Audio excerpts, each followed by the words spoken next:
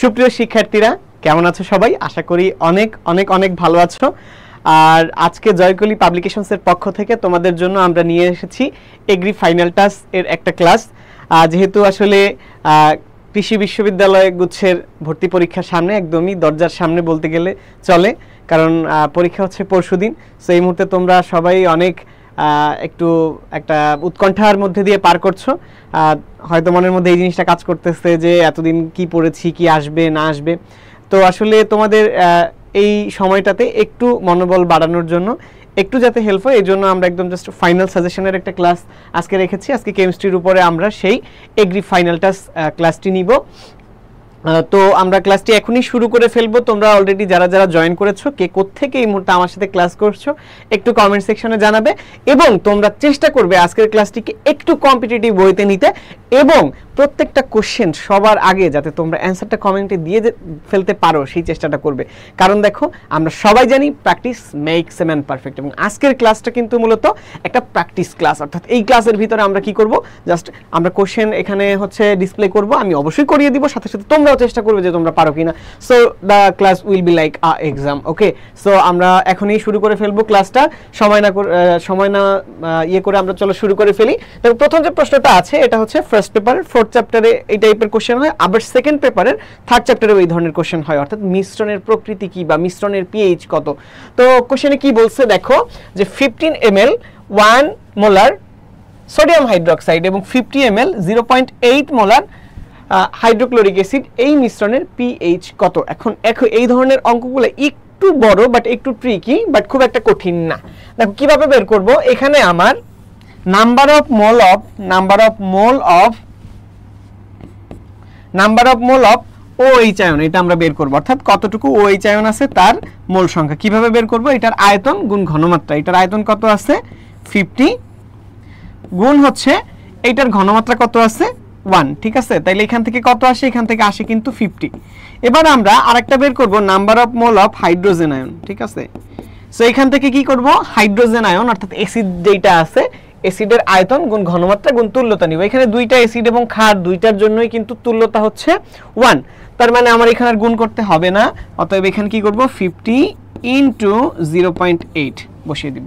তো এখান থেকে গুণ করলে কত হয় দেখো, এখান থেকে আসে হচ্ছে 40। সো দেখো এখানে কোনটা বেশি, অবশ্যই ক্ষারের মোল সংখ্যা বেশি আর অ্যাসিডের মোল সংখ্যা কম, অতএব এটার পিএইচ কিন্তু অলরেডি কি হবে, পিএইচ হবে হচ্ছে বেসিক। তার মানে কি অপশন এ এবং বি দুইটা কিন্তু হবে না, সি এবং ডি এর মধ্যে কিছু একটা হবে, রাইট। তো এখান থেকে আমাদের অবশিষ্ট OH আয়নের মোল সংখ্যা কত হবে, অবশিষ্ট OH আয়নের মোল সংখ্যা হবে এই যে 50 বিয়োগ হচ্ছে 40, মানে কত থাকে 10। এখন দেখো এটা যে বের হইলো, এটা হচ্ছে অবশিষ্ট OH আয়নের মোল সংখ্যা। এখান থেকে আমরা বের করব কি, অবশিষ্ট OH আয়নের ঘনমাত্রা। তো ঘনমাত্রা বের করতে হলে এই যে মোল সংখ্যাটা পাইছি আমরা, সেটা হচ্ছে কত 10। এই 10 কি হচ্ছে মোট ভলিউম, অর্থাৎ অ্যাসিড এবং ক্ষার এই দুটো মিক্স করার পরে যত হয়, অর্থাৎ 50 + 50 = 100। এটা দিয়ে ভাগ করব, তাহলে কত আসে 0.1। তো দেখো OH আয়নের ঘনমাত্রা এখানে হচ্ছে কত 0.1 মোল পার লিটার। তাহলে এখান থেকে কিন্তু আমরা POH বের করতে পারি। সো POH হবে কি মাইনাস লগ অফ 0.1। সো এখান থেকে কত আসে 1। সো এখান থেকে আমরা পাচ্ছি POH 1। আমরা জানি যেহেতু PH এবং POH এই দুটার যোগফল হচ্ছে সবসময় 14 হয়, যেহেতু এখানে POH এর মান হচ্ছে 1, তাহলে এখানে PH এর মান কত হবে 13, ঠিক আছে। সো এটা গেল। আমরা নেক্সট কোশ্চেনে যাই। নেক্সট কোশ্চেনে কি বলছে দেখো, একটু খেয়াল করো এখান থেকে, যে প্রথম ক্রম বিক্রিয়ার হার ধ্রুবকের মান নিচের কোনটার উপরে নির্ভরশীল নয়, ঠিক আছে। যে প্রথম ক্রম বিক্রিয়া, আমরা জানি বিক্রিয়াকে কয়েকটা ক্রমতে ভাগ করা যায়, শূন্য ক্রম, প্রথম ক্রম, দ্বিতীয় ক্রম, এমনকি তৃতীয় ক্রমও কিন্তু হয়। তো এর মধ্যে একটা স্পেশাল ক্যাটাগরি হচ্ছে প্রথম ক্রম। এই প্রথম ক্রম বিক্রিয়ার হার, ঠিক আছে, বিক্রিয়ার হার ধ্রুবকের মান নিচের কোনটার উপর নির্ভরশীল নয়। অপশন এতে বলছে কি টেম্পারেচার কিনা, অপশন বিতে বলছে অর্ধায়ু কিনা, সি হচ্ছে প্রভাবক কিনা, আর ডি হচ্ছে বিক্রিয়কের ঘনমাত্রা কি না, ঠিক আছে। সো এখন দেখো এখানে সঠিক উত্তর কি হবে দেখি, তোমরা আমাকে কমেন্ট সেকশনে জানিয়ে দাও। ইন দ্য মিনটাইম আমি তোমাদেরকে সঠিক উত্তরটা বলে দিই। সঠিক উত্তর হচ্ছে বিক্রিয়কের ঘনমাত্রা, ঠিক আছে। বিক্রিয়কের ঘনমাত্রা যাই হোক না কেন, সেটা প্রথম ক্রম বিক্রিয়ার হার ধ্রুবককে আসলে কোনোভাবেই এফেক্ট করে না, হার ধ্রুবক, হার ধ্রুবক, এখানে কিন্তু বিক্রিয়ার হার বলে নাই, ঠিক আছে, কি বলছে, বিক্রিয়ার হার ধ্রুবক। এখন দেখো তাপমাত্রা বাড়লে বিক্রিয়ার হার ধ্রুবকের মান বাড়ে বা কমে, এটা হচ্ছে আমাদের ওই আরহেনিয়াসের সমীকরণ থাকে, ঠিক আছে, আরহেনিয়াসের সমীকরণ থেকে আসে। এবং বিক্রিয়ার অর্ধায়ুর সাথে বিক্রিয়ার হার ধ্রুবকের একটা সম্পর্ক আছে, কারণ আমরা জানি কি যে বিক্রিয়ার অর্ধায়ু T½ is equal to ln 2 divided by হার ধ্রুবক, ঠিক আছে। এবং প্রভাবক দিলে প্রভাবকের সাথে কিন্তু বিক্রিয়ার হার ধ্রুবকের একটা সম্পর্ক আছে, অর্থাৎ প্রভাবকের কারণে বিক্রিয়ার হার ধ্রুবক বাড়ে বা কমতে পারে। অতএব অপশন কোনটা থাকে, অপশন ডি। দেখি কে কে তোমরা আমাকে সঠিক উত্তর দিতে পেরেছো, আমি তোমাদের কমেন্টগুলো পড়বো কিছুক্ষণের মধ্যেই। সো আমরা পরবর্তী প্রশ্নে চলে যাই। আমাদের নেক্সট কোশ্চেনে কি বলেছে যে নিচের কোন জলীয় দ্রবণটির পিএইচ সবথেকে বেশি? দেখো অপশন এ তে আছে 0.1 মোলার অ্যামিনিয়া, অপশন বি তে আছে 0.1 মোলার সোডিয়াম হাইড্রোক্সাইড, সি তে আছে 0.1 মোলার অ্যামিনিয়াম ক্লোরাইড এবং ডি তে আছে 0.1 মোলার CH3COONA বা সোডিয়াম অ্যাসিটেট। এখন দেখো এইখানে যেগুলো আছে প্রত্যেকটারই কিন্তু ঘনমাত্রা হচ্ছে সেম, অর্থাৎ 0.1 মোলার। ওকে, প্রত্যেকটার ঘনমাত্রা সেম। তাহলে দেখো প্রত্যেকটার প্রকৃতি দেখতে হবে। আমাদের প্রথমে যেই উপাদানটা এখানে আছে অর্থাৎ অ্যামিনিয়া, অ্যামিনিয়া কিন্তু একটা দুর্বল ক্ষার, ঠিক আছে। এরপরে যেটা আছে সোডিয়াম হাইড্রোক্সাইড, সোডিয়াম হাইড্রোক্সাইড হচ্ছে একটা সবল ক্ষার। তাহলে দেখো এইটা দুর্বল ক্ষার, এইটা সবল ক্ষার। আর এই অ্যামিনিয়াম ক্লোরাইড, অ্যামিনিয়াম ক্লোরাইড কিন্তু একটা লবণ এবং এইটা যেটা আছে এইটাও কিন্তু একটা লবণ।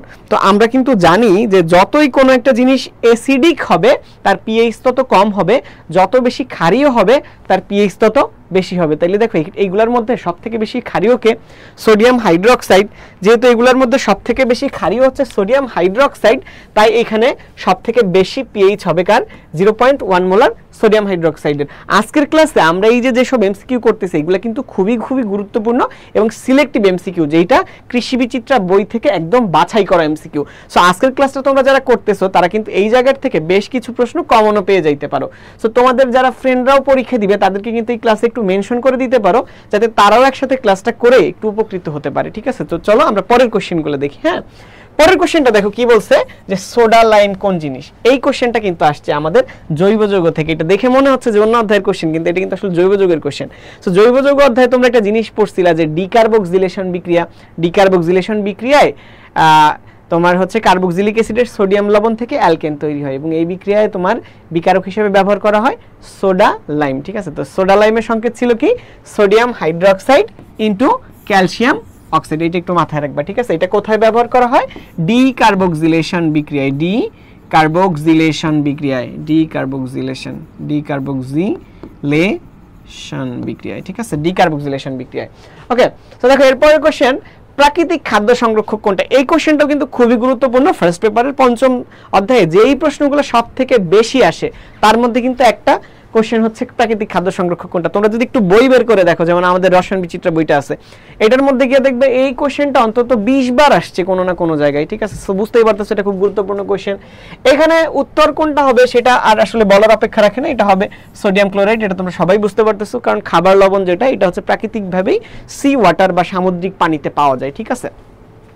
এখন দেখো প্রাকৃতিক খাদ্য সংরক্ষক কোনটা। প্রাকৃতিক খাদ্য সংরক্ষক কিন্তু শুধুমাত্র একটাই না, আরো অনেকগুলো প্রাকৃতিক খাদ্য সংরক্ষক আছে। যেমন কি, যেমন চিনি, চিনিটাও একটা প্রাকৃতিক খাদ্য সংরক্ষক। এগুলো একটু মাথায় রাখবা তোমরা, এটাও আসতে পারে চিনি। তারপর হচ্ছে সরিষার তেল, সরিষার তেল, এগুলো সবই হচ্ছে প্রাকৃতিক খাদ্য সংরক্ষক। সরিষার তেল, ঠিক আছে, চিনি, সরিষার তেল, তারপরে হচ্ছে তোমার ভিটামিন সিও একটা খাদ্য সংরক্ষক আর কি, এটাও প্রকৃতিতে পাওয়া যায়। আচ্ছা, এরপরে দেখো, এরপরেটা হচ্ছে চিলেটিং এজেন্ট বা কখনো কখনো এটাকে চিলেটিং এজেন্টও বলা হয়। নিচের কোনটা চিলেটিং এজেন্ট, ঠিক আছে। তো এখানে দেখো প্রথমে যে উত্তরটা আছে যে ইডিটিএ, পরেরটা আছে কি সাইট্রিক অ্যাসিড, তারপরে হচ্ছে পলিফসফেট, ঠিক আছে। দেখি এটা তোমরা আমাকে একটু কমেন্টে জানানোর চেষ্টা করো যে এখানে সঠিক উত্তর কোনটা হবে। আমি তোমাদের কমেন্টগুলো একটু পড়ি।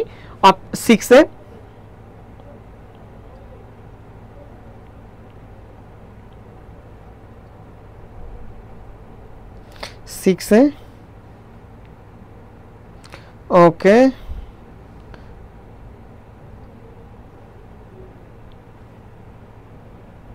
হ্যাঁ। তো সবার আগে দেখি কে কমেন্ট করেছে। বাশার খান সবার আগে কমেন্ট করে ফেলেছে 6 এ ইডিটিএ হবে তারপরে হচ্ছে তোহা কমেন্ট করেছে, সোহাগ মন্ডল কমেন্ট করেছে, সবাই এ বলছে।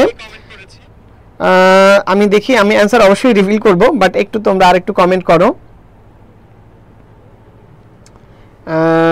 অনেকেই কমেন্ট করেছে, আরো অনেকেই কমেন্ট করেছে, শাকিল কমেন্ট করেছে, সুলতানা কমেন্ট করেছে, জান্নাতুল ফেরদৌস কমেন্ট করেছে।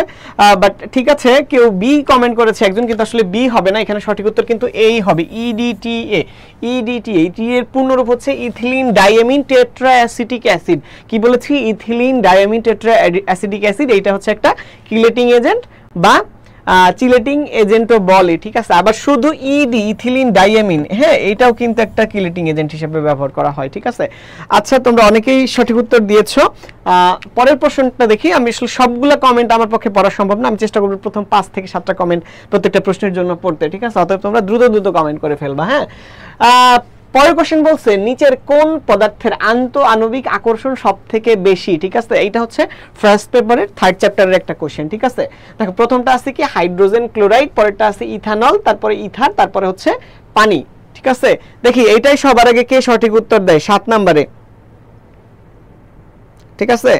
আচ্ছা দেখো, এখন এইখানে আসলে কি এই জিনিসটা আমি একটু ব্যাখ্যা করি, এটা কোথা থেকে আসছে। এই কোশ্চেনটা আসছে হচ্ছে হাইড্রোজেন বন্ধন থেকে। আরেকটু স্পেসিফিক বললে হাইড্রোজেন বন্ধন, মানে নিচে যেই জিনিসগুলো আছে প্রত্যেকটার ভিতরেই কি তোমার আন্তঃআণবিক বন্ধন আসলে সবগুলোর ভিতরে নাই, এটার মধ্যে শুধুমাত্র ইথানল এবং পানিতে আছে।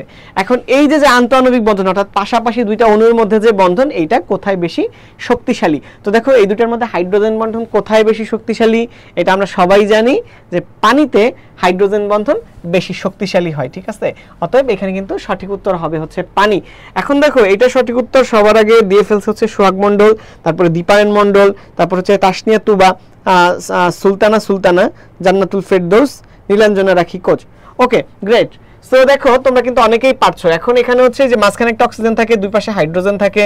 সো এখানে হচ্ছে অনেক বেশি তড়িৎ-ঋণাত্মকতা থাকে, এই জন্য এটা ডেল্টা নেগেটিভ হয়, এটা ডেল্টা পজিটিভ হয়। সো এরকম পাশাপাশি আরেকটা যদি পানির অণু থাকে সেটার ভিতরে, সেটার সাথে এটার হচ্ছে কি তোমার একটা এই যে বন্ধন তৈরি হয়, যেটাকে আমরা বলেছি হাইড্রোজেন বন্ধন। এবং আরেকটা জিনিস কিন্তু এখান থেকে তোমরা জেনে রাখবা যে পানির প্রত্যেকটা অণুতে মোট 4টা হাইড্রোজেন বন্ধন থাকে, ঠিক আছে। এবং তার মধ্যে শুধুমাত্র অক্সিজেনের সাথে থাকে হচ্ছে 2টা, অক্সিজেনের সাথে 2টা হাইড্রোজেন বন্ধন থাকে, বুঝতে পারছো? আচ্ছা, এরপরে হচ্ছে আলোক সক্রিয় রিয়েজেন্ট কোথায় রাখা হয়। দেখো কি বলছে, সাদা বোতলে রাখা হয় নাকি কালো বোতলে রাখা হয় নাকি রঙিন বোতলে রাখা হয় নাকি বাদামি বোতলে রাখা হয়।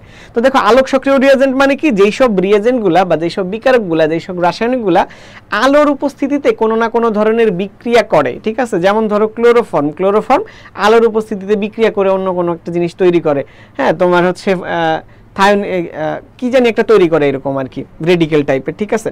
সো এটা একটা আলোক সক্রিয় জিনিস, কারণ আলোর উপস্থিতিতে এটা একটা বিক্রিয়া করে, বুঝতে পেরেছো? সো এখন আমার প্রশ্ন হচ্ছে, এরকম জাতীয় জিনিস কোথায় রাখা হয়। দেখি তোমরা এটা কমেন্টে জানাও তো। সবার আগে সঠিক উত্তর তো এখানে একজন দিয়ে ফেলছেই, সোহাগ মন্ডল, গ্রেট। তারপর জান্নাতুল ফেরদৌস সঠিক উত্তর দিয়েছে, দীপায়ন মন্ডল সঠিক উত্তর দিয়েছে। সবাই বলতেছে বাদামি বোতল, এবং এটাই আসলে সঠিক উত্তর। দেখো, বাদামি বোতলের মধ্যে সূর্যের আলো খুব কম পরিমাণে ঢুকতে পারে। অনেকের মনে হইতে পারে কালো বোতল, বাট কালো বোতল না, আসলে বাদামি বোতলের মধ্যে সূর্যের যেই পোর্শনের আলোটা রাসায়নিক পরিবর্তন নিয়ে আসে, ওই আলোটা ঢুকতে বাধাপ্রাপ্ত হয়। ফলে কি হয়, তোমার ভিতরে যেহেতু আলোটা ঢুকতে পারে না, মলিকুলগুলোকে উত্তেজিত করতে পারে না, এবং সেগুলো বিক্রিয়া করে অন্য কিছুতে রূপান্তরিত হতে পারে না। দেখো, পরের কোশ্চেনটা কি বলছে, নিচের একটা বিক্রিয়া দিছে, এখানে এই বিক্রিয়ার কেসি এর মান বের করতে বলছে। সো এটা তো তোমরা হিসাব করতে পারোই। কি করতে হবে, প্রথমে হচ্ছে আমার এই যে পাশে উৎপাদ যেগুলো আছে এইগুলা লিখতে হবে, এইটার ঘনমাত্রা, অর্থাৎ এখানে যেহেতু সি আছে তাহলে এখানে সি এর ঘনমাত্রা নিব। তারপর যেহেতু 2D আছে, তার মানে এখানে ডি এর ঘনমাত্রা নিয়ে তার উপর আবার একটা স্কয়ার দিতে হবে, তাই তো। তারপরে এই নিচে হচ্ছে কি এরকম একই ওয়েতে এখানে এ এর ঘনমাত্রা নিব, এবং এখানে হচ্ছে গুণ দিয়ে বি এর ঘনমাত্রা নিয়ে তার উপরে একটা কিউব দিয়ে দিব, ঠিক আছে। সো এটাই কিন্তু সঠিক উত্তর হচ্ছে এটা। এটা আসলে দেখাই যাচ্ছে, এখান থেকে মনে রাখারও কিছু নাই। অতএব এটার আর কমেন্ট না পড়ি আমরা। এটা সঠিক উত্তর কি হবে তাইলে দেখো তো, সঠিক উত্তর হবে হচ্ছে এই যে এইটা, ঠিক আছে, অপশন বি, 9 বি। ওকে, এখানে সোহাগ মণ্ডল সঠিক উত্তর দিছে, তনুশ্রী রায় সঠিক উত্তর দিছে, তামান্না আক্তার সঠিক উত্তর দিছে, সুলতানা সঠিক উত্তর দিছে, তাসনিয়া তুবাও সঠিক উত্তর দিচ্ছে। ওকে, তোমরা সবাই সঠিক উত্তর দিচ্ছ। এখন দেখো নেক্সট কোশ্চেনটা কি, নিচের কোন দ্রবণে পিএইচ 7 অপেক্ষা বেশি? আমি কিন্তু অনেকগুলো পিএইচ থেকে কোশ্চেন রাখছি। এটার কারণ কি, কৃষি বিশ্ববিদ্যালয়ে বিগত বছরগুলোর প্রশ্ন যদি তোমরা একটু ভালো করে খেয়াল করো তাহলে দেখবে পিএইচ থেকে কিন্তু প্রত্যেক বছর প্রশ্ন আসে। কারণ কি, এই কৃষিতে পিএইচ এর ব্যাপক ভূমিকা আছে। সো এখানে আসলে ওরা ভর্তি পরীক্ষা এই জিনিসগুলো অনেক বেশি দিয়ে থাকে সাধারণত, বুঝতে পেরেছো? সো দেখো নিচের কোন দ্রবণের পিএইচ সব থেকে বেশি? এখানে দেখো সবগুলোর কিন্তু ওই যে আগের প্রশ্নটার মতো যে ঘনমাত্রা সবগুলোর সেম। এখন জাস্ট তোমাকে বুঝতে হবে যে এটা কি লবণ, এটা কি, এটা অ্যাসিড। অ্যাসিড যেহেতু এটার পিএইচ কি 7 এর থেকে কম, লবণ মানে এটার পিএইচ হচ্ছে 7। এটা হচ্ছে দেখো সোডিয়াম কার্বনেট হচ্ছে কি একটা ক্ষারীয় লবণ আর কি, এটা পানিতে বিক্রিয়া করে OH আয়ন তৈরি করে।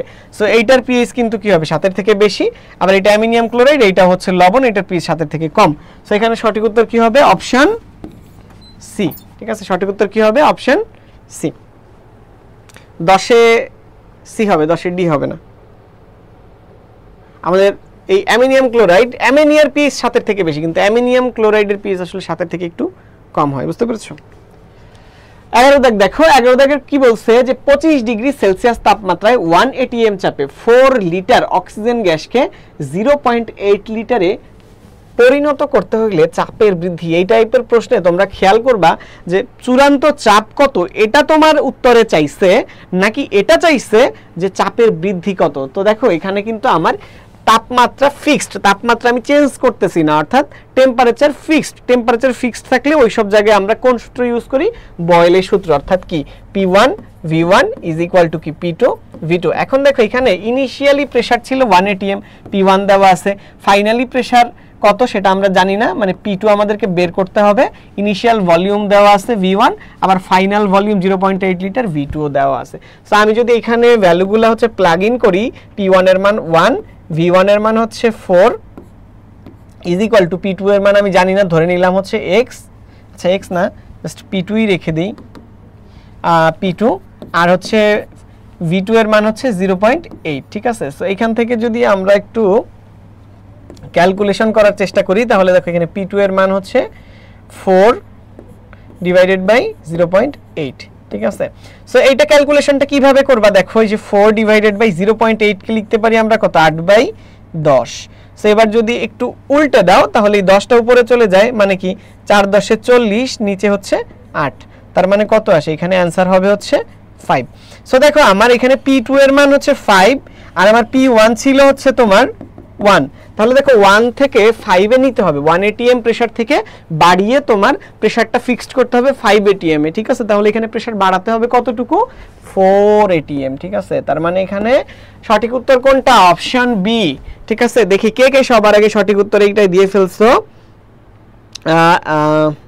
11তে সবার আগে সঠিক উত্তর দিচ্ছে হচ্ছে সোহাগ মণ্ডল, তামান্না আক্তার, তারপরে হচ্ছে দীপায়ন মণ্ডল, তারপরে হচ্ছে বাবলা, বিপ্লব, তারপর হচ্ছে অনিক, সুলতানা, গ্রেট।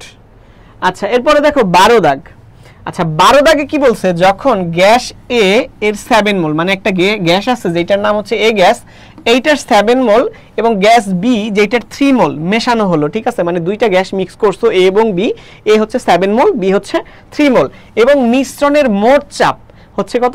760 millimetre AG. তাইলে এ গ্যাসের আংশিক চাপ কত? এখন দেখো পার্শিয়াল প্রেসার যদি আমাদেরকে বের করতে হয় কোনো একটা গ্যাসের, আমাদের কি করতে হবে? এরকম মোল ভগ্নাংশ গুণ হচ্ছে মোট চাপ। এখানে মোট চাপ কত? 760। এবং দেখো আমরা কি করব? নিচে হচ্ছে দুইটা গ্যাসের মোল সংখ্যাই যোগ করে দিব, তাই তো? অর্থাৎ 7 + 3। আর উপরে রাখবো কি? উপরে রাখবো হচ্ছে যে গ্যাসের মোল সংখ্যা আমরা বের করতে চাই ওই গ্যাসটা, তাই তো? তাহলে এখানে আমার কোন গ্যাসের আংশিক চাপ বের করতে বলছে? এ গ্যাসের। তাহলে এ গ্যাসের এখানে কত? 7। ঠিক আছে, তাহলে দেখো এই দুইটা যদি যোগ করো তাহলে আসে হচ্ছে 10, আর উপরে হচ্ছে 7, গুণ হচ্ছে 760। ঠিক আছে, তো এইটা দিয়ে এটাকে কাটাকাটি দিলে কত হয়? 76 × 7। তো এখানে কত আসে? এই দুইটা গুণ করলে আসে হচ্ছে 7 × 6,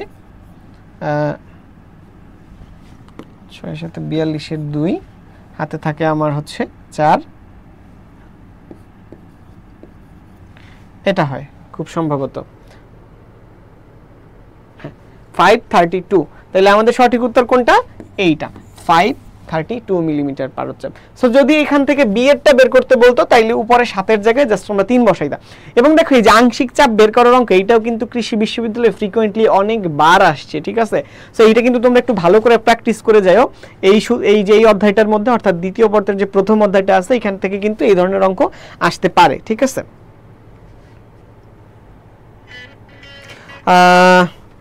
এটাও তোমরা অনেকে করে ফেলছো। সবার আগে সঠিক উত্তর দিছে 12 দাগের সোহাগ মণ্ডল, তারপরে তনুশ্রী, তারপরে হচ্ছে বিপ্লব, তারপরে হচ্ছে তামান্না, তারপরে হচ্ছে তাসনিয়া তুবা, দীপায়ন মণ্ডল, বাবলা, জান্নাতুল ফেরদৌস। ওকে, গ্রেট। এখন দেখো আজকের এই ক্লাসটা করে তোমরা বুঝতেই পারতেছো যে এখানে কিন্তু তোমাদের একটা রিভিশন হয়ে যাচ্ছে, সাথে সাথে আবার প্র্যাকটিসও হয়ে যাচ্ছে। সো এগ্রি ফাইনাল টাচের এই কেমিস্ট্রি ক্লাসটা তোমার যদি ভালো লেগে থাকে তাহলে আমি বলবো যে তোমরা তোমাদের কোনো ফ্রেন্ডকে এখানে মেনশন করে দাও, যাতে তারাও ক্লাসটা করে তোমার মতো উপকৃত হতে পারে। ওকে, এরপরে দেখো পরের কোশ্চেনটাতে কি বলছে, স্যান্ডমেয়ার বিক্রিয়ার প্রধান উপাদান কি? সো স্যান্ডমেয়ার বিক্রিয়াটা কিন্তু বেশ গুরুত্বপূর্ণ একটা বিক্রিয়া জৈব যৌগের ক্ষেত্রে। এটার থেকে আসলে প্রায় মানে প্রশ্ন এসে থাকে। সো দেখি এটা আমাকে একটু কমেন্টে জানাও তো তোমাদের মধ্যে এইটা দেখি কে সবার আগে উত্তর দিতে পারে। তোমরা জানি যে জৈব যৌগ একটু ভয় পাও, বাট লেটস সি, দেখি কে সবার আগে সঠিক উত্তর দেয়।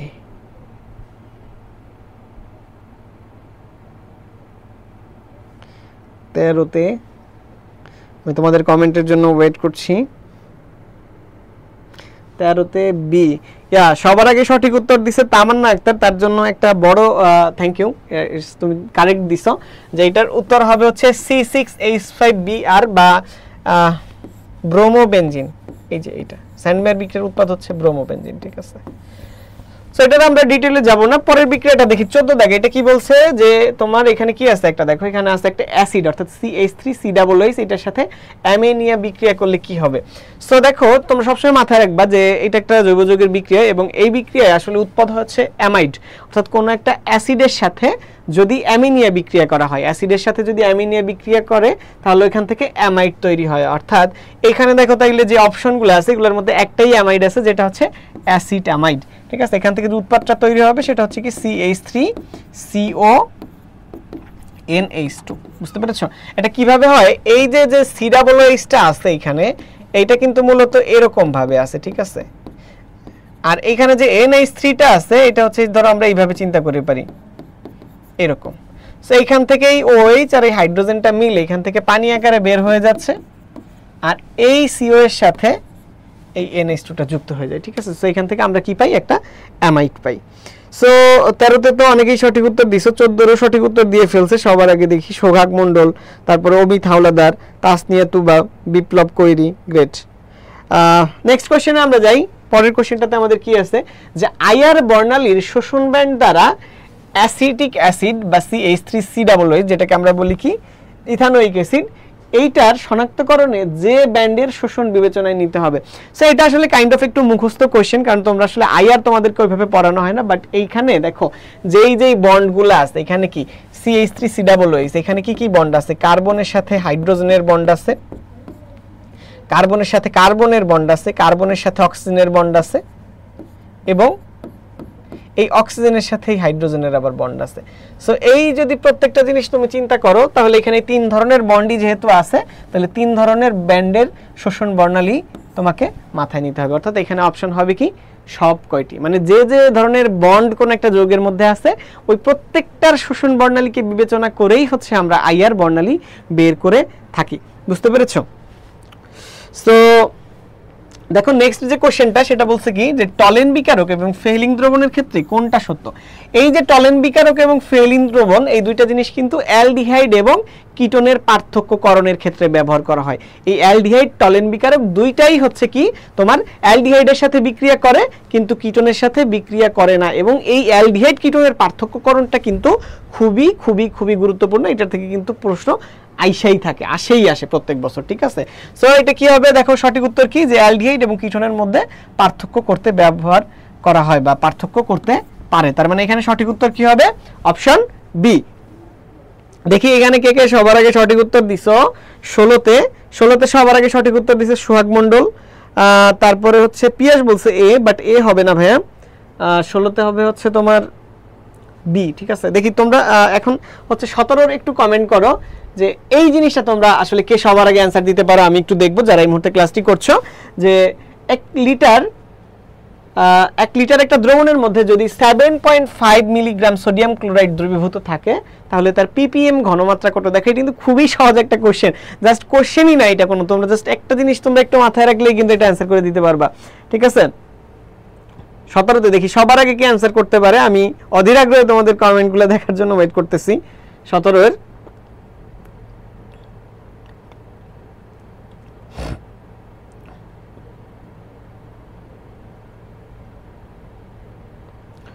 এর দেখি কে সবার আগে কমেন্ট করতে পারে।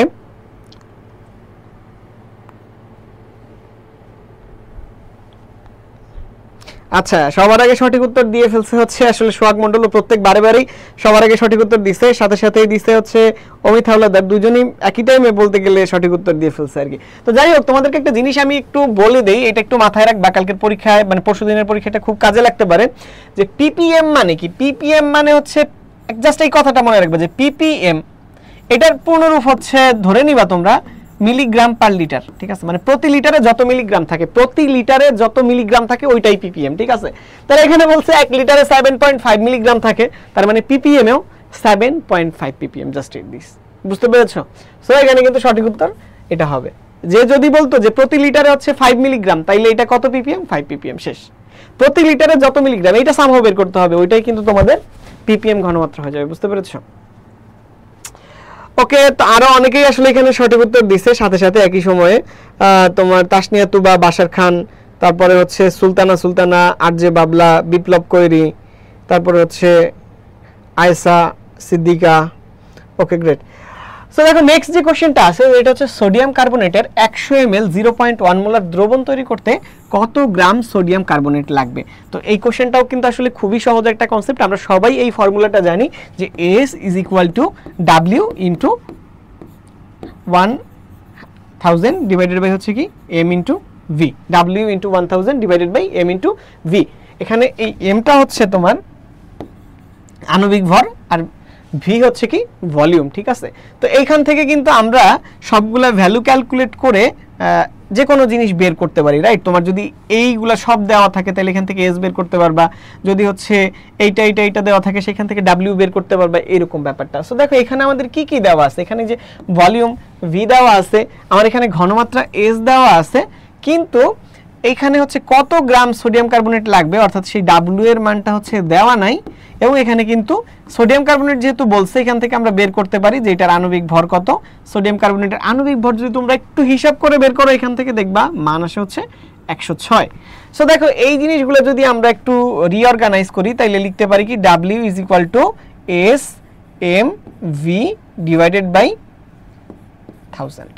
ঠিক আছে, সো দেখো আমরা এখান থেকে যদি এই S এর মানটা বসায় দেই, S এর মান কত 0.01 ইন্টু V এর মানটা বসায় দিলাম 100 গুণ হচ্ছে এখান থেকে M এর মান হচ্ছে 106 ডিভাইডেড বাই হচ্ছে 1000।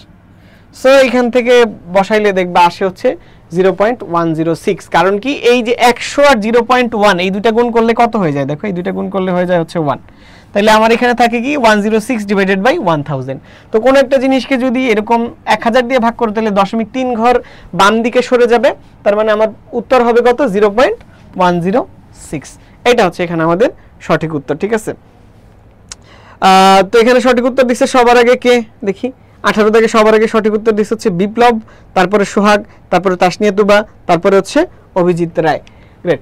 তারপরে দেখো পরের যে কোশ্চেনটা বলছে সেটা হচ্ছে কি পার ক্লোরিক অ্যাসিড অণুতে ক্লোরিনের জারণ সংখ্যা কত।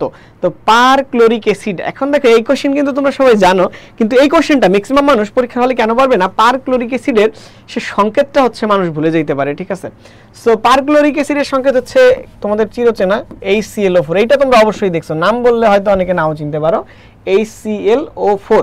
তো HClO4 এর ক্লোরিনের জারণ সংখ্যা কত এটা তো তোমরা বের করতে পারবাই।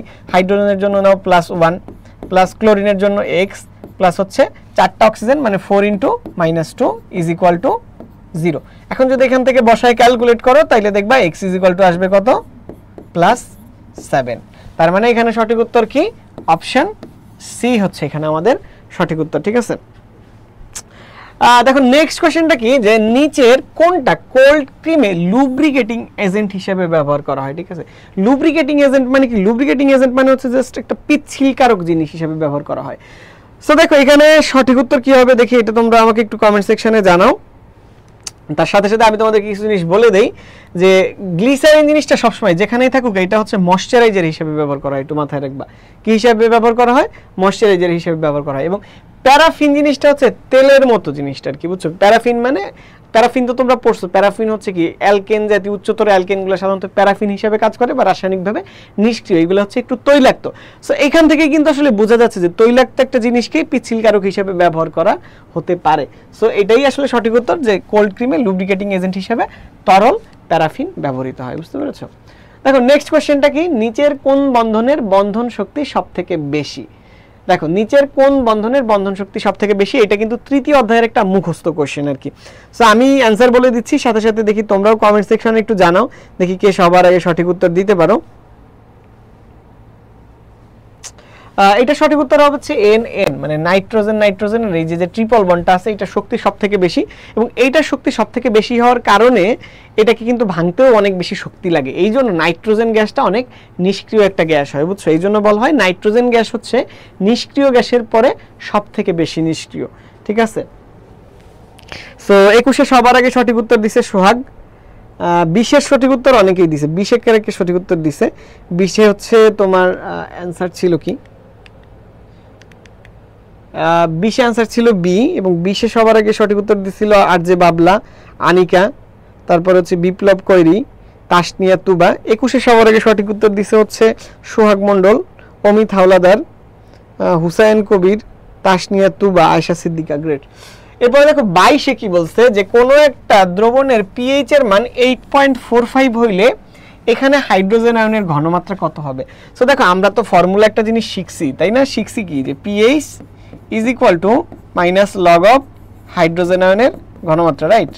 সো এখন দেখো যদি আমাদের এখানে পিএইচ দেওয়া থাকে, হাইড্রোজেন আয়নের ঘনমাত্রা দেওয়া থাকে, সেখান থেকে আমরা পিএইচ ইজিলি বের করতে পারি এই সূত্র দিয়ে। কিন্তু এই সূত্রটাকে যদি আমরা একটু ঘুরায় লগটাকে এই পাশে নিয়ে আসি, তাহলে হাইড্রোজেন আয়নের ঘনমাত্রা কি হবে? 10 to the power minus pH. ঠিক আছে, এইটা। সো দেখো আমার 10 to the power minus pH এর মান কত? 8.45। ঠিক আছে, 10 to the power minus 8.45।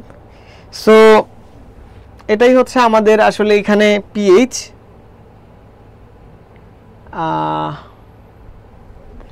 So এখন দেখো এইটা কিভাবে করবা, এটা এখান থেকে তোমরা যদি ক্যালকুলেট করো তাহলে মোটামুটি আমাদের অ্যান্সারটা হচ্ছে এইটার কাছাকাছি আসবে। দেখো এখানে যেহেতু 10 এর পাওয়ার এখানে যেটা আছে 8.45, এইটা এখানে কোন সংখ্যার সব থেকে কাছাকাছি? দেখো এখানে 4 এর সাথে -4 এর সাথে -8 এর কি অনেক ডিফারেন্স, -3 এর সাথে -8 এর অনেক ডিফারেন্স, -1 এর সাথে -8 এর অনেক ডিফারেন্স, -9 এর সাথে -8 এর কিন্তু খুব কম ডিফারেন্স।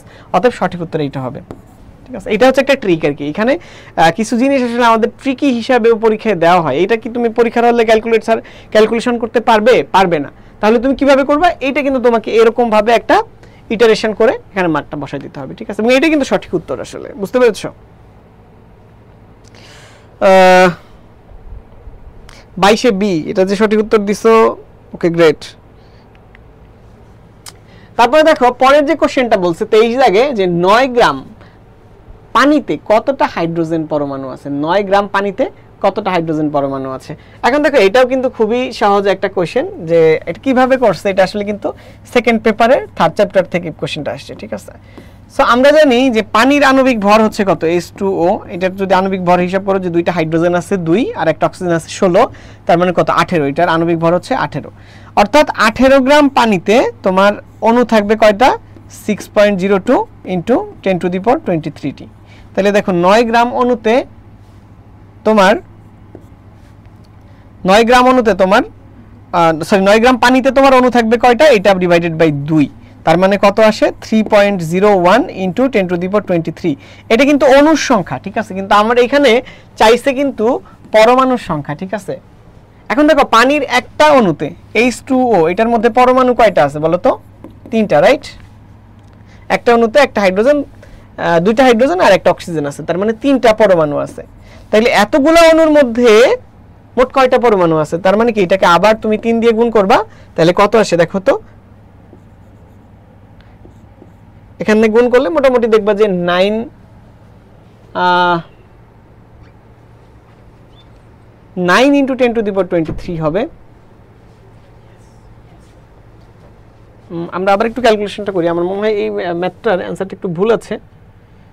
18 গ্রাম পানিতে আছে হচ্ছে তোমার 6.02 × 10⁻23 টি অণু, ঠিক আছে। তার মানে হচ্ছে 9 গ্রামে আছে কয়টা, এটা ডিভাইডেড বাই 2, অর্থাৎ 3.02 3.01 × 10⁻23। আচ্ছা, কতটি হাইড্রোজেন পরমাণু আছে? আমি একটু কোশ্চেনটা ভুল পড়েছি, দেখেছো? সো এটাকে জাস্ট আসলে 3 দিয়ে না, এখানে 2 দিয়ে গুণ করতে হবে, এখানে 2 দিয়ে গুণ করতে হবে। এখানে আমাদের হাইড্রোজেন পরমাণুর কথা বলেছে। কোশ্চেনটা কিন্তু একটু ট্রিকি, মানে দেখে অনেক সহজ মনে হচ্ছিল, সো আমি ওভারলুক করে ফেলছি। তো তোমরা কিন্তু পরীক্ষার হলে এই জিনিসটা একটু খেয়াল রাখবা। আসলে দেখো এখানে হাইড্রোজেন পরমাণুর কথা বলছে। এখন দেখো একটা পানির অণুতে হাইড্রোজেন আছে কয়টা? 2টা, ঠিক আছে। সো এই 9 গ্রাম পানিতে অণু আছে এতগুলা, তাহলে হাইড্রোজেন পরমাণু কয়টা আছে? এটা ডাবল, তার মানে এটাকে তুমি যদি 2 দিয়ে গুণ করো তাহলে কত আসে? 6 × 10⁻23 টি। তার মানে সঠিক উত্তর কিন্তু এইটা হবে। জাস্ট এই যে 0.1 যেটা, এটাকে ওভারলুক করলেই হবে, কত আসে? 6 × 10⁻23 টি। So that was a really tricky question. এখন দেখো কৃষি বিশ্ববিদ্যালয়ে ভর্তি পরীক্ষায় কিন্তু তোমাদের এরকম অনেক ট্রিকি কোশ্চেন থাকে, ঠিক আছে। তারপরেও শেষ সময় তোমাদের প্রস্তুতিকে আরো বেশি স্ট্রং করতে কিন্তু কৃষি বিচিত্রা বইয়ের আসলে কোনো বিকল্প নাই। সো যারা তোমরা অলরেডি কৃষি বিচিত্রা থেকে প্রিপারেশন নিছো, এই বইটা থেকে, তারা তো অবশ্যই ভালো করছো। বাট যারা এখনো কৃষি বিচিত্রা পড়ো নাই, তাদের তো আর আসলে 2 দিন পরে খুব বেশি লাভ হবে ব্যাপারটা এমনও না। তবে তোমরা এই শেষ মুহূর্তে যেটা করতে পারো, এই যে মডেল টেস্ট বইটা আছে, এটা কিন্তু খুব ছোট একটা বই এবং এটার দামও কম। এইটা বাজার থেকে নিয়ে এই 2 দিন একটু প্র্যাকটিস করতে পারো, সেটা কিন্তু তোমাদের অনেক হেল্প হবে। এবং এছাড়াও যারা আসলে কৃষি পরীক্ষা তো দিয়েই ফেলবা 2 দিন, তোমাদের তো অনেক ভালো হবেই পরীক্ষা আশা করি। এরপরেও কিন্তু নেক্সট তোমাদের রাজশাহী ইউনিভার্সিটির পরীক্ষা আছে। তো রাজশাহী ইউনিভার্সিটির জন্য জয়কলির যে রাজশাহী বিশ্ববিদ্যালয় প্রশ্ন ব্যাংকটা আছে, এই বইটা তোমরা একটু পড়তে পারো, যেহেতু বিগত বছরের প্রশ্ন পড়লে আসলে বিশাল একটা হেল্প হয় পরীক্ষার আগে। এটা তোমরা এতদিনে অবশ্যই সবাই বুঝে গেছো। সো এখন থেকেই ওইভাবে প্রিপারেশন নিতে পারো।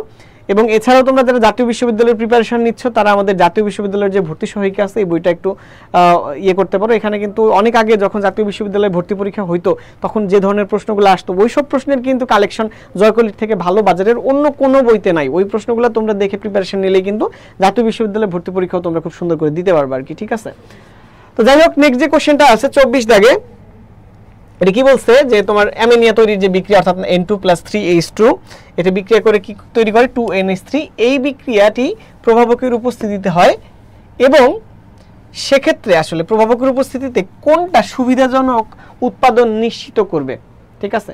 কি বলছে যে এই বিক্রিয়াটা নিচের কোন কন্ডিশনে ফেভারেবল হবে? তো দেখো এই পাশে মোট অণু হচ্ছে 4টা, এই 3 আর 1 4টা, এই পাশে মোট অণু কয়টা? 2টা। তার মানে এখানে অণুর সংখ্যা কমে গেছে না?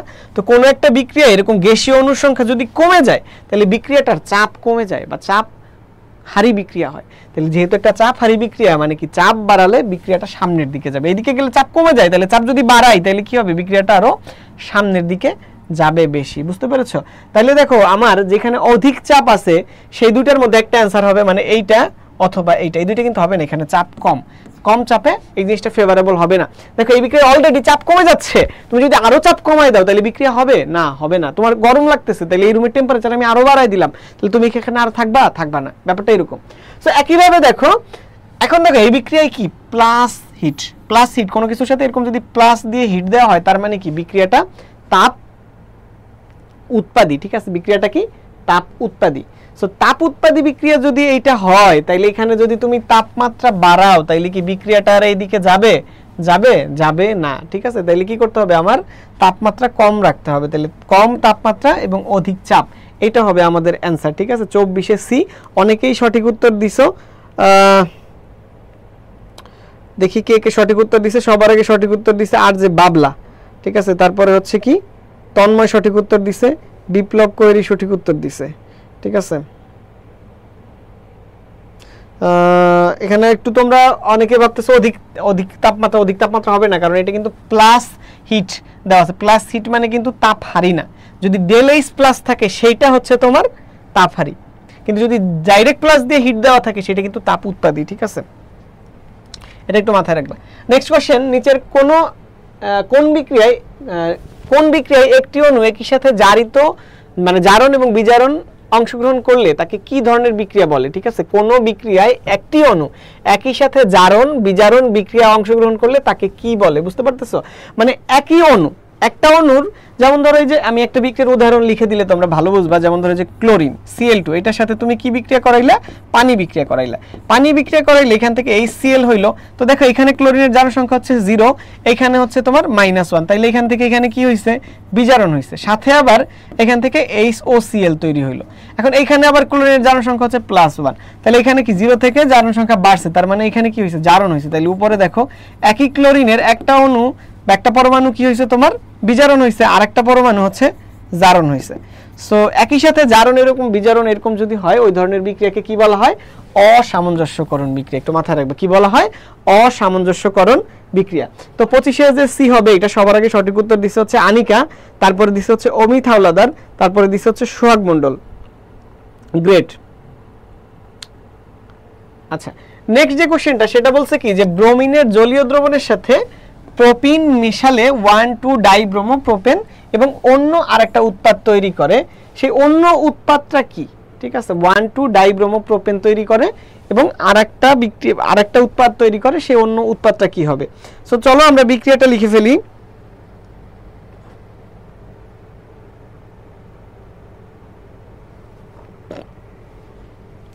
তো বিক্রিয়াটা লিখে ফেলি, এখানে এটা মুছে ফেলি আমরা, এই জিনিসটা আশা করি তোমাদের লাগবে না। আমি একটু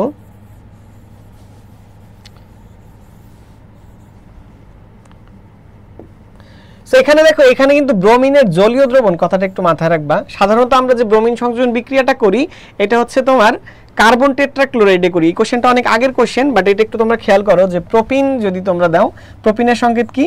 এই যে CH2, তারপরে হচ্ছে সি, আচ্ছা এই পাশে লিখি, এখানে লেখা হচ্ছে না আসলে, CH2 বন্ড CH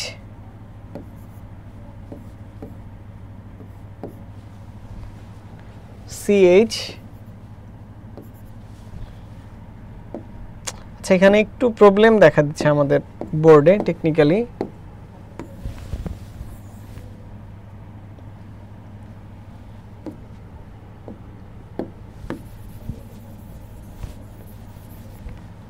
আচ্ছা আমি মানে এই পাশে লিখি, প্রোপিনের সংকেত দেখো, এটা হচ্ছে CH2 double bond CH bond CH3, ঠিক আছে। এখন এটার সাথে তুমি যখন ব্রোমিন দিবা Br2, তখন একটা প্রোডাক্ট কি তৈরি হবে? যখন একটা ব্রোমিন অংশ পানিতে দিবে একুয়াস, সো একটা প্রোডাক্ট তৈরি হবে হচ্ছে এখান থেকে যে CH2, এখানে এই ডাবল বন্ডটা ভেঙে যাবে, এখানে একটা CH, এখানে একটা CH3, তারপর এই পাশে একটা ব্রোমিন যুক্ত হবে, এই পাশে আরেকটা ব্রোমিন যুক্ত হবে, ঠিক আছে। এটা তো একটা প্রোডাক্ট তৈরি হচ্ছে। আরেকটা প্রোডাক্ট কি হবে? এইখানে একটা ব্রোমিনের জায়গায় একটা OH যুক্ত হবে, ঠিক আছে। সো এই দুইটা প্রোডাক্ট পাওয়া যাবে। সো এই দেখো ওই প্রোডাক্টটা কোনটা? ওই প্রোডাক্ট হচ্ছে একটা ব্রোমিন থাকবে, একটা OH থাকবে, এই যে এটা ডি, অপশন ডি হবে এখানে সঠিক উত্তর, ঠিক আছে। এটার কারণ হচ্ছে কি, যখন আমাদের ব্রোমিন যুক্ত হয় তখন আসলে এটা একটা সাইক্লোব্রোমোনিয়াম আয়ন ফর্ম করে, ঠিক আছে। এটা তোমাদের জন্য এই মুহূর্তে বোঝাটা একটু কষ্টকর। সাইক্লোব্রোমোনিয়াম আয়নের সাথে তোমার ব্রোমিন মাইনাসও যুক্ত হইতে পারে, কিন্তু যদি এটা পানিতে দাও তাহলে পানির ভিতরে যেহেতু অনেকগুলো OH আয়নও থাকে, OH আয়নও যুক্ত হয়ে যেতে পারে। এই জন্য এই বিক্রিয়াটা নরমালি হচ্ছে তোমার কার্বন টেট্রাক্লোরাইডের মধ্যে ডিজলভ করে করা হয়। তোমাদের বইয়ে যেটা আছে ব্রোমিন সংযোজন, দেখবো এখানে কার্বন টেট্রাক্লোরাইডের ডিজলভ করে করা, কিন্তু এই কোশ্চেনটা একটু ঘুরায় করছে। এটা আসলে জৈব যৌগের অনেক হাই লেভেলের একটা কোশ্চেন, বাট এই টাইপের কোশ্চেন দু এক সময় দিয়ে দেয় আর কি, ঠিক আছে। সো নেক্সট কোশ্চেনে যাই, যে নিচের কোন ধাতব অক্সাইড পানিতে দ্রবীভূত করলে কি উৎপন্ন হবে? তো দেখো ধাতব অক্সাইড, আমরা জানি কি অক্সাইড গুলাকে আমরা কিভাবে চিন্তা করতে পারি, যে কিছু আছে ধাতুর অক্সাইড, কিছু আছে হচ্ছে অধাতুর অক্সাইড। তো ধাতুর অক্সাইড গুলা জেনারেলি ক্ষারীয় হয়, অধাতুর অক্সাইড গুলা কি হয়? অম্লীয় হয়। তাহলে ধাতব অক্সাইড গুলাকে যদি পানিতে তুমি ডিজলভ করো তাহলে সেখান থেকে কি তৈরি হবে? অবশ্যই কিন্তু এখান থেকে আমাদের ক্ষার তৈরি হবে। তাহলে এখানে সঠিক উত্তর কি হবে? অপশন বি, ঠিক আছে, অপশন বি। আবার দেখো তোমার যদি এটা বলতো যে অম্লীয় অক্সাইড তাদেরকে, সরি অধাতব অক্সাইড গুলাকে পানিতে দ্রবীভূত করলে কি তৈরি হয়, তাহলে ওখান থেকে কিন্তু উত্তর হইতে হচ্ছে অ্যাসিড। এটা একটা উদাহরণ দেখাই, যেমন ধর একটা ধাতব অক্সাইড কি, যেমন সোডিয়াম অক্সাইড Na2O, এটা তুমি যদি পানিতে দাও, পানিতে দিলে এখান থেকে কি তৈরি হবে, সোডিয়াম হাইড্রোক্সাইড তৈরি করবে। ঠিক আছে, পরে দেখো পরের যে কোশ্চেনটা, এটা মুখস্থ টাইপের একটা কোশ্চেন, যে বেনজিন চক্রে মেটা নির্দেশক প্রতিস্থাপক কোনটা। কি কি আছে এখানে, তোমার এখানে আছে হচ্ছে NH2, আছে হচ্ছে OH, আছে OR, আর একটা আছে সায়ানাইড। তো এর মধ্যে এইটাই তিনটাই হচ্ছে অর্থপ্যারা নির্দেশক, এই একটা হচ্ছে মেটা নির্দেশক সায়ানাইড। এছাড়াও আমাদের মেটা নির্দেশক আর কি কি আছে, যেমন ধরো হচ্ছে NO2 আছে, তারপর হচ্ছে CHO আছে, এইসব গ্রুপগুলো হচ্ছে কি আমাদের মেটা নির্দেশক গ্রুপ। ঠিক আছে, দেখি এইখানে অনেকেই আমাকে সঠিক উত্তর দিচ্ছ। 27-এ সঠিক উত্তর দিচ্ছে হচ্ছে তাসনিয়া তুবা, 28-এ সবার আগে সঠিক উত্তর দিচ্ছে হচ্ছে সুলতানা দুইবার অ্যান্সার দিছে। আচ্ছা, 29-এ সঠিক উত্তর দেখি তোমরা কে কে দিতে পারো, একটু কমেন্ট করে জানাও তো, যে এনজাইমের প্রধান কাজ কি। এনজাইম কি জিনিস, এনজাইম হচ্ছে আমাদের জীবদেহের অভ্যন্তরে থাকা এক ধরনের প্রোটিন জাতীয় পদার্থ, যেগুলো হচ্ছে বিভিন্ন জৈব রাসায়নিক বিক্রিয়াগুলোতে প্রভাবকের কাজ করে, তাই না। তো দেখো এখানে আমাদের অপশন কি বলছে, অপশন বলছে হচ্ছে জীবকোষে প্রোটিনের পরিমাণ বৃদ্ধি করে, বিতে বলছে হচ্ছে জৈবিক বিক্রিয়ায় অনুঘটকের কাজ করে, সি বলছে জীবদেহে চর্বি জাতীয় পদার্থের পরিমাণ বৃদ্ধি করে, ডিতে বলছে হচ্ছে জীবকোষে নিউক্লিক অ্যাসিড উৎপন্ন করে। ঠিক আছে, তো দেখি কে সবার আগে সঠিক উত্তর দেয়। 28-এ অনেকে সঠিক উত্তর দিছে, সুলতানা, সোহাগ মণ্ডল, জান্নাতুল ফেরদৌস, বিপ্লব কৈরি, অমিত হাওলাদার, গ্রেট, রিজনশীল, তন্ময়। ওকে,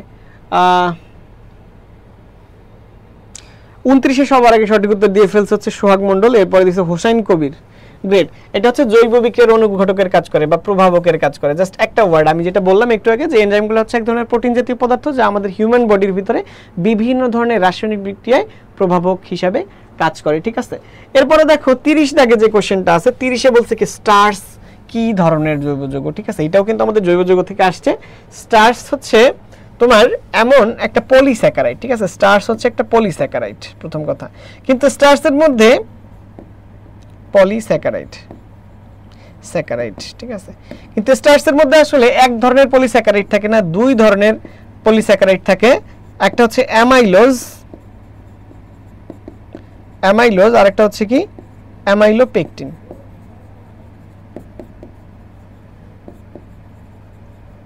তাহলে স্টার্চের মধ্যে কি থাকে, অ্যামাইলোজ এবং অ্যামাইলোপেকটিন। এই অ্যামাইলোপেকটিন এবং অ্যামাইলোজের মিক্সারই হচ্ছে এক ধরনের পলিমার, যেটাকে আমরা বলি হচ্ছে স্টার্চ। তাইলে কি হবে, স্টার্চ এখানে দেখো প্রথম কি বলছে, স্টার্চ হচ্ছে দুইটা পলিস্যাকারাইডের মিশ্রণ।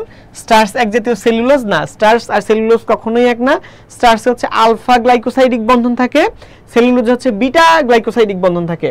পরে বলছে কি স্টার্চ এক ধরনের মনোস্যাকারাইড, এটাও সঠিক না, কারণ স্টার্চ এক ধরনের পলিস্যাকারাইড, অনেকগুলা এখানে গ্লুকোজনও থাকে। আর স্টার্চ একটি গ্লাইকোজেন, এটাও সঠিক উত্তর না। তাইলে এখানে সঠিক উত্তর কি হবে, অপশন এ, অর্থাৎ স্টার্চ দুইটা পলিস্যাকারাইডের মিশ্রণ, এবং দুটো পলিস্যাকারাইডের নাম কি, অ্যামাইলোজ এবং অ্যামাইলোপেকটিন। ঠিক আছে, দেখি পরের প্রশ্নটা হচ্ছে কি আমাদের 250 সেন্টিমিটার কিউব বা সেন্টিমিটার কিউবও যে কথা, মিলিলিটারও কিন্তু একই কথা। 0.5 মোলার সোডিয়াম কার্বনেট দ্রবণকে সম্পূর্ণভাবে প্রশমিত করতে কি পরিমাণ 0.25 মোলার হাইড্রোক্লোরিক অ্যাসিড দ্রবণের প্রয়োজন হবে।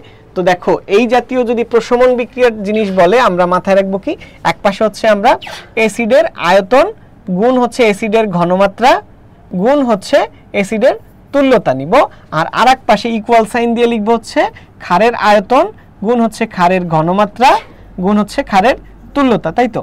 সো দেখো এখানে আমাদের অ্যাসিড যেটা আছে হাইড্রোক্লোরিক অ্যাসিড, এইটার কত আয়তন নিতে হবে, কি পরিমাণ নিতে হবে সেটা কিন্তু বলে দেয় নাই। মানে অ্যাসিডের আয়তনটা আমরা হচ্ছে জানি না, কিন্তু অ্যাসিডের ঘনমাত্রাটা কিন্তু আমরা এখানে জানি।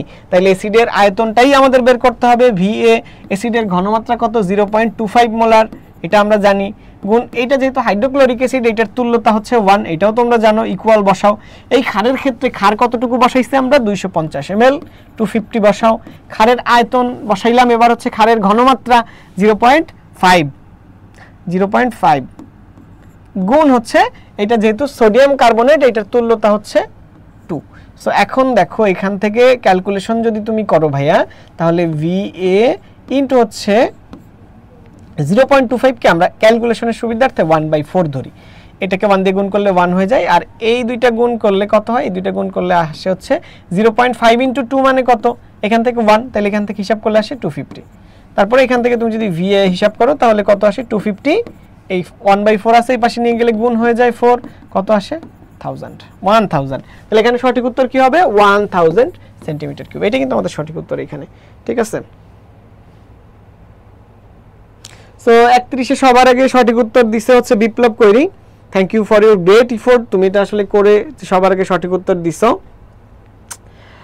নেক্সট যে কোশ্চেন যেটা সেটা হচ্ছে কি, নিচের কোন তরল যুগল মিশ্রণের ক্ষেত্রে আদর্শ আচরণ থেকে বিচ্যুতি সব থেকে বেশি হবে, ঠিক আছে। কি বলছে, নিচের কোন তরল যুগলের ক্ষেত্রে আদর্শ আয়তন থেকে বিচ্যুতি সব থেকে বেশি হবে। বিচ্যুতি মানে কি, যখন তুমি দুইটা লিকুইডকে একসাথে মিক্স করো তখন তারা যে আইডিয়াল যে তাদের যে আলাদা আলাদা প্রপার্টি ছিল সেটার থেকে তাদের প্রপার্টিগুলো কিছুটা ডেভিয়েট করে। মানে যেমন ধরো দুইটার গলনাঙ্ক ডিফারেন্ট যদি থাকে তাহলে ওই দুইটার মিক্সচারের গলনাঙ্ক আবার তাদের আইডিয়াল থেকে অনেকটা ডেভিয়েট করবে, ঠিক আছে। সো এখানে দেখো আমাদের কি কি আছে, যেমন এন পেন্টেন আছে, তারপর হচ্ছে এন হেক্সেন আছে, ইথানল এবং পানি আছে, ইথানল এবং কার্বন টেট্রাক্লোরাইড আছে। তো এর মধ্যে দেখো এই যে ডেভিয়েশনটা হবে এটা তখনই সব থেকে বেশি হবে যখন তাদের মধ্যে কোনো ইন্টারঅ্যাকশন হবে বা তাদের মধ্যে একটা হাইড্রোজেন বন্ধন ফর্ম করবে, আন্তঃআণবিক বন্ধন ফর্ম করবে, ততই তাদের ডেভিয়েশনটা বেশি হবে। সো দেখো এখানে যেগুলো আছে তার মধ্যে কি কি আছে, যে ইথানল এবং পানি এই যে দুইটার ভিতরে কিন্তু হাইড্রোজেন বন্ধন তৈরি হয়, তার কারণে এখানে বিচ্যুতি সব থেকে বেশি হবে, বুঝতে পারছো। পরের যেটা আছে যে থায়োসালফেট আয়ন দ্বারা, থায়োসালফেটকে আয়োডিন দ্বারা জারিত করলে কি হয়, থায়োসালফেটকে আয়োডিন দ্বারা জারিত করলে কি হয়। তো এটা মোটামুটি মুখস্থ একটা কোশ্চেন, এই বিক্রিয়া তোমরা যারা পড়ছো তারা জানো, আমরা এখন আর ওই রিঅ্যাকশনের মধ্যে যাব না। যে থায়োসালফেটকে আমরা যদি অক্সিডাইজ করি ওইখান থেকে আমরা পাই হচ্ছে পার সালফেট আয়ন, কি পাই, পার সালফেট আয়ন। তো পার সালফেট আয়নের সংকেত কি, যে S4O6, ঠিক আছে। সঠিক উত্তর হবে কি অপশন বি। তারপর যে কোশ্চেনটা আছে যে ক্যালসিয়াম অ্যাসিটাইলাইড, ক্যালসিয়াম অ্যাসিটাইলাইডের অ্যাসিটাইলাইড অ্যানায়ন কোন মুখ্য বিক্রিয়ার সাহায্যে কাঁচা আম পাকাতে সাহায্য করে, ঠিক আছে। সো এইখানে আসলে তোমার যে জিনিসগুলো আছে এখানে তোমরা একটু মাথায় রাখতে হবে যে কাঁচা আমের ভিতরে আসলে কি থাকে, কাঁচা আম কেমনে পাকে। সো কাঁচা আমের মধ্যে আসলে তোমার থাকে হচ্ছে অ্যাসিড, ঠিক আছে। কাঁচা আমের মধ্যে কি থাকে, অ্যাসিড থাকে, কারণ অ্যাসিডগুলো সাধারণত টকসারযুক্ত। আর এটা যখন পেকে যায় তখন এই অ্যাসিডগুলো কিসে কনভার্ট হয়ে যায়, সুগারে কনভার্ট হয়ে যায়। সুগারের মধ্যে কি থাকে, অ্যালডিহাইড থাকে। এখন দেখো অ্যাসিড থেকে অ্যালডিহাইডে রূপান্তর হওয়ার যে বিক্রিয়া, এটা হচ্ছে তোমার একটা, এটা কি ধরনের বিক্রিয়া, একটা তোমার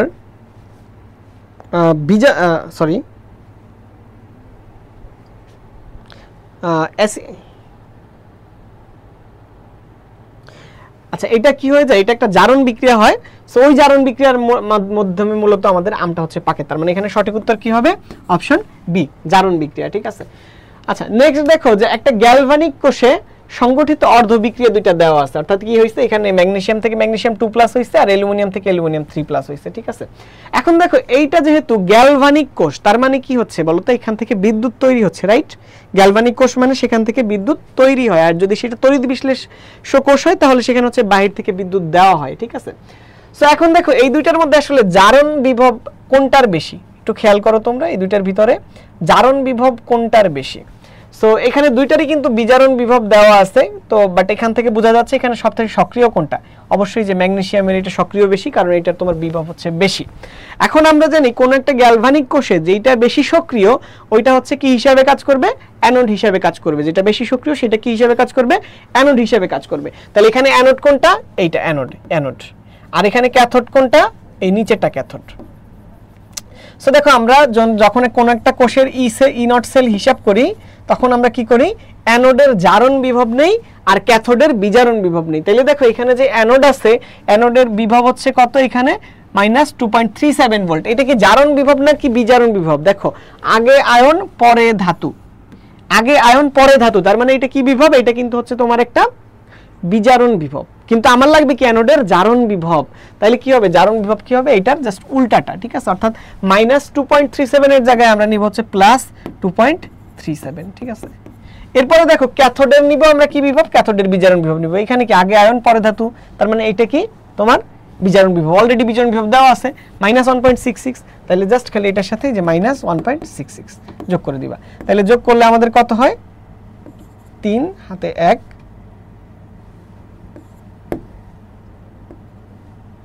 4.03 হওয়ার কথা আর কি। ও সরি, এটা তো তোমার মাইনাস আর কি, তাহলে এখান থেকে 1 আর এখান থেকে আসে হচ্ছে 7 আর এখান থেকে আসে হচ্ছে 0.71, জাস্ট বিয়োগ করতে হবে, আমরা ক্যালকুলেশন একটু ভুল করেছিলাম, এটা কত হবে 0.71 ভোল্ট। ঠিক আছে, এটা হচ্ছে আমাদের সঠিক উত্তর। গ্রেট। আচ্ছা, তারপর দেখো নিচের অরবিটালগুলোর মধ্যে কোনটা অসম্ভব, এটা সেকেন্ড পেপারের থার্ড চ্যাপ্টারের একটা কোশ্চেন। অসম্ভব অরবিটাল কোনটা হয়? আমরা জানি হচ্ছে কোন একটা প্রধান কোয়ান্টাম সংখ্যার মান যদি n হয়, প্রধান কোয়ান্টাম সংখ্যার মান যদি n হয়, তাহলে সহকারী কোয়ান্টাম সংখ্যার মান হবে হচ্ছে 0 থেকে সর্বোচ্চ n-1 পর্যন্ত।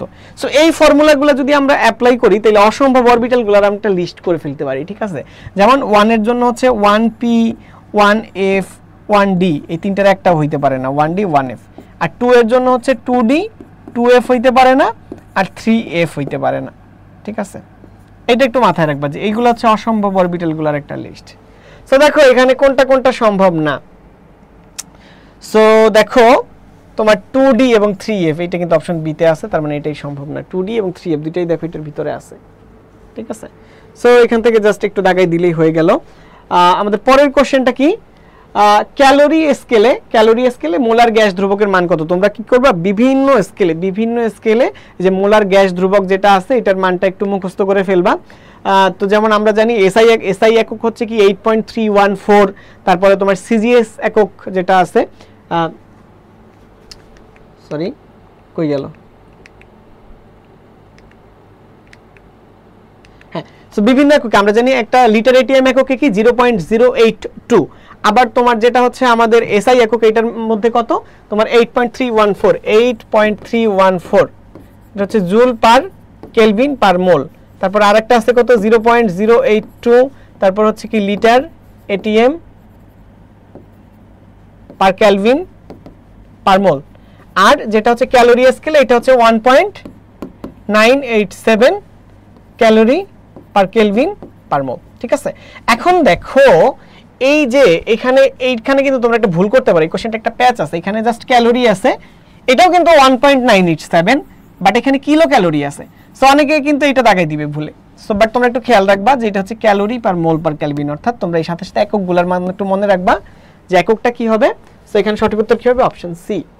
পরের যে কোশ্চেনটা আছে যে একটা মৌলের যোজ্যতা কিসের উপরে নির্ভর করে, কি বলছে যে ইলেকট্রন বিন্যাসের উপরে, বহিস্থ স্তরের ইলেকট্রন বিন্যাসের উপরে, প্রোটন সংখ্যার উপরে, বহিস্থ স্তরের নিউক্লিয়াসের চার্জের উপরে। তো এগুলোর মধ্যে আসলে কি হবে, এটা তোমরা সবাই জানো, এটা 19 থেকে এই টাইপের জিনিসপত্র পড়ে আসছো, যে বহিস্থ স্তরের ইলেকট্রন বিন্যাসের উপরে, বহিস্থ স্তরের ইলেকট্রন বিন্যাসের উপর ডিপেন্ড করে যে সে কয়টা ইলেকট্রন নিবে বা কয়টা ইলেকট্রন দিবে, আর তার উপর ভিত্তি করে কিন্তু আমরা পাই হচ্ছে কোন একটা পরমাণুর যোজ্যতা কত। ঠিক আছে, লাস্টে হচ্ছে কি নিচের কোনটা প্রোডিউসার গ্যাস, প্রোডিউসার গ্যাসের সংকেত কি দেখি, এটা হচ্ছে তোমার চাইছে। তো এখান থেকে তোমরা জাস্ট এটা তো পড়বাই, তোমরা এটা একটু কমেন্টে জানাও, সাথে সাথে হচ্ছে তোমরা আরো যেই সব বিভিন্ন গ্যাস আছে, যেমন তোমার হচ্ছে ওয়াটার গ্যাসের সংকেত কি, এই টাইপের জিনিসপত্র হচ্ছে পড়বা, ব্লু গ্যাসের সংকেত কি, এগুলো তোমরা একটু পড়বা। ঠিক আছে, সো এখানে যেটা আমাদের সঠিক উত্তর হবে, এখানে হচ্ছে carbon CO plus N2, CO plus N2, এটা হচ্ছে কি আমাদের প্রোডিউসার গ্যাসের সংকেত। ঠিক আছে, এছাড়াও আমাদের যে পঞ্চম অধ্যায় আছে সেকেন্ড পেপার, এটা কিন্তু সেকেন্ড পেপারের পঞ্চম অধ্যায়ের প্রশ্ন, সেখানে কিন্তু তোমার আরো বিভিন্ন গ্যাসের জিনিস আছে, যেমন ধরো ওয়াটার গ্যাসের সংকেত হচ্ছে CO প্লাস H2, এটার নাম কি ওয়াটার গ্যাস, এইটাও তোমরা একটু পড়বা, ওয়াটার গ্যাস, এটাও আসে পরীক্ষায় অনেক সময়। ঠিক আছে, আর লাস্ট আমাদের যে কোশ্চেনটা আজকের ক্লাসে, যে বেনজিনে কোন প্রকার হাইব্রিডাইজেশন বা সংকরায়ন বিদ্যমান, সেটা তোমরা একটু কমেন্ট সেকশনে জানাও, আমি এটা পড়ার মাধ্যমে আজকে এই ক্লাসটা এখানে শেষ করব। সো দেখি এটা আমাকে সবার আগে কে জানাতে পারো, আমরা ক্লাসের একদমই শেষের দিকে চলে আসছি।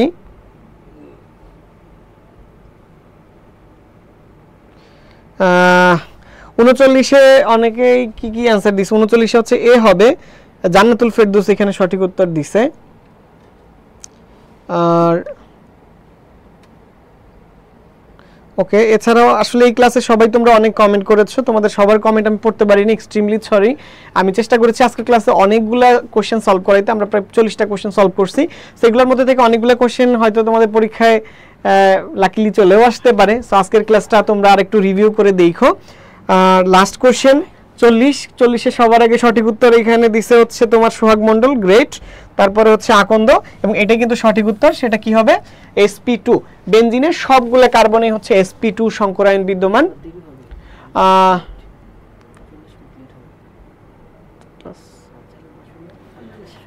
ওকে, সো আজকের ক্লাস এই পর্যন্তই। লাস্টের কোশ্চেনে আরো সঠিক উত্তর দিছে হচ্ছে তাসনিয়া তুবা জান্নাতুল ফেরদৌস। হ্যাঁ, তোমাদের সবারই হয়েছে। ওকে ওকে ওকে, সো আমার আজকের ক্লাসটা এই পর্যন্তই। এই ক্লাসের মধ্যে যদি তোমাদের কোনো কনফিউশন থাকে তোমরা কিন্তু স্টিল আমাকে হচ্ছে কমেন্টে জানাতে পারো। আমি চেষ্টা করবো তোমাদের কোনো কনফিউশন থাকলে সেটা অ্যান্সার দেওয়ার। সর্বোপরি সবার জন্য অনেক অনেক শুভকামনা, যেহেতু আসলে পরীক্ষা একদম দ্বারপ্রান্তে চলেই এসেছে।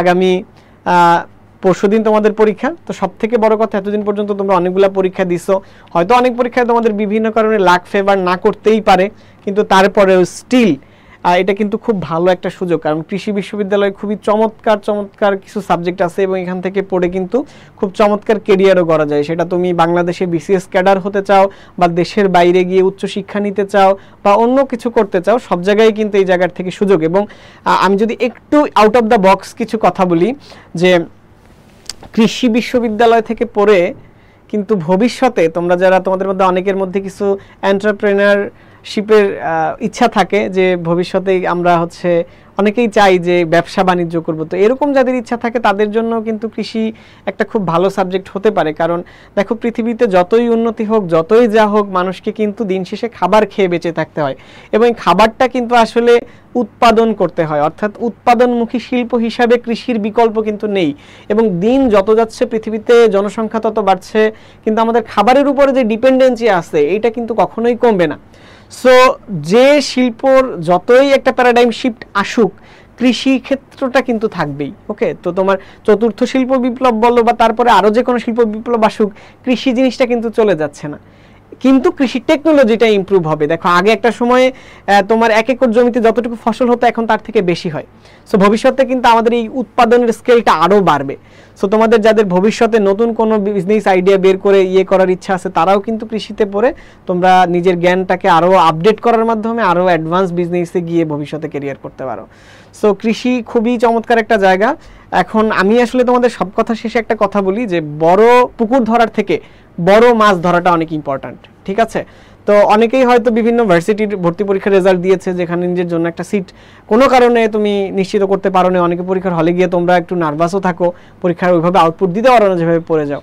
সো এই জন্য হতাশ না হয়ে সামনের পরীক্ষাটা একটু ঠান্ডা মাথায় দাও ভাই।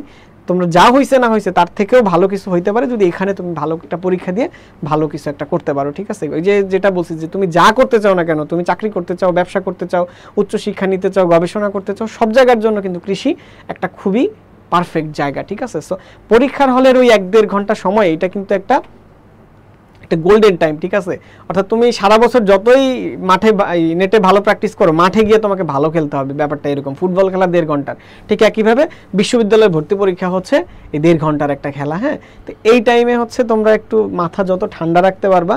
মাথা ঠান্ডা রাখা মানে কিন্তু এটা না যে তুমি স্লো হয়ে যাবা। মাথা ঠান্ডা রাখা মানে হচ্ছে যে তোমার টেনশন কম করে